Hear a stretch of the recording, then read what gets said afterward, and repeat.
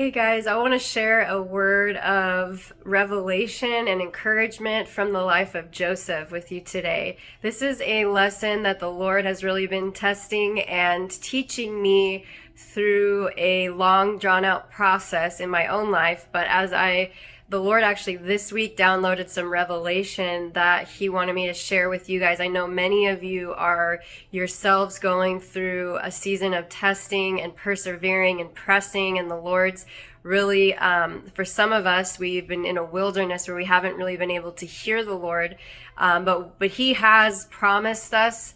Whether it's through a prophetic word that He's given to us and been confirmed, or through His word, or through a dream, or a promise of a prodigal coming home, a promise of a marriage being restored, a promise of healing in your body, whatever it is, breakthrough in your finances, whatever the promise, the word the Lord has given, you may still be waiting on the fulfillment of that word. And I know in a previous video we talked about that the timing of the Lord is perfect, but often He usually doesn't share with us the exact timing of when it will come to pass, because He wants us to learn to trust Him and trust His timing. And so as you're waiting for some of these promises and breakthroughs, a lesson that we can learn from the life of Joseph, which is found starting in Genesis 37, a lesson from his life is, are we willing to bless and serve the purposes of others while we're still waiting for our blessing, our promise to be fulfilled? So for Joseph, he was given two confirming dreams of the same message, that he was going to be promoted and exalted in the nations when he was a teen, right? But when he had the dream, him sharing the dream actually got him thrown into a pit and sold into slavery. And for 13 years, he went through trial after injustice, after trial, false accusation. But the Lord knew that he would be promoted at the end of that, right? But Joseph couldn't see what was coming. He just saw that the opposite of what he had seen in the dream was coming to pass. So I can imagine that, just like for some of us, Joseph went through seasons of crying out to the Lord saying, I saw this, and the very opposite is what's happening in my life. What is going on, Lord?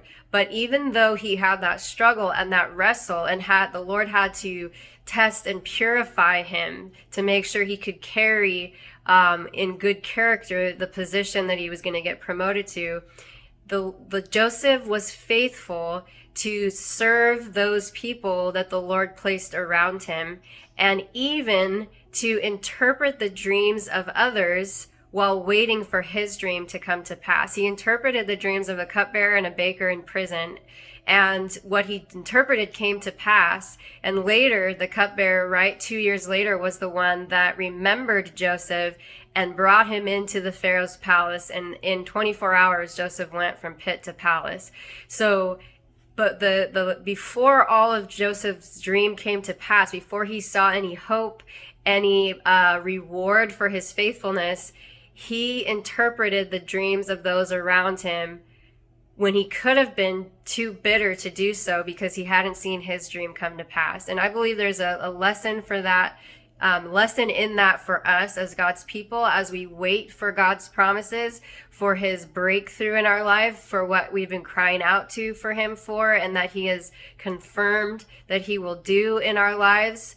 We're waiting, and the Lord will bring other people around us who may need us to bless and pray for them, and use our gifts and use our talents and time to serve them and their calling, and pray for their breakthrough while we're still waiting for ours. And that is a huge test that we have to endure and go through, but there is great victory and celebration in that.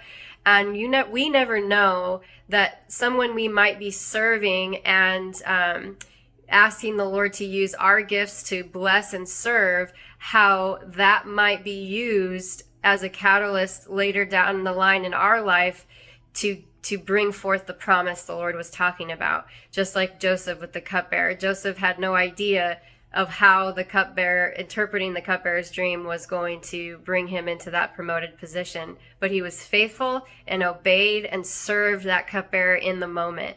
So I just want to encourage you with this word and give a quick testimony that there was something recently that the Lord asked me to step out and do that was quite risky.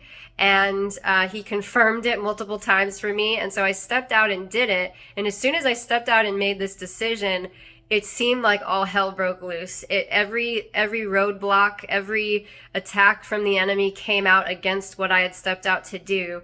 And I started to spiral in fear and anxiety and start to say, Lord, did I hear you right? You told me to do this. I'm doing it. And now it seems like it's going to be my obedient risk is going to actually end up in disaster. And the Lord quieted my soul, and after I got calm enough to hear him, he said, instead of worrying and freaking out, I want you to go and bless this person and encourage and pray for them in the same area that you just took a risk in.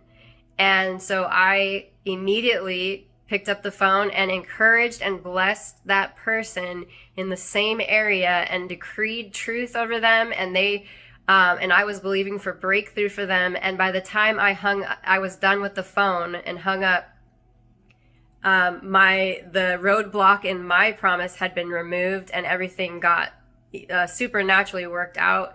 And I saw why the Lord told me to take that risk. So I want to share that testimony because I believe that our testing of character, our obedience to trust God and to bless other people and to promote their dreams and use our gifts to bless them while we're waiting for our dreams and promises to come to pass is a huge step of faithfulness to the Lord, and there will be blessing and reward from it in his perfect timing.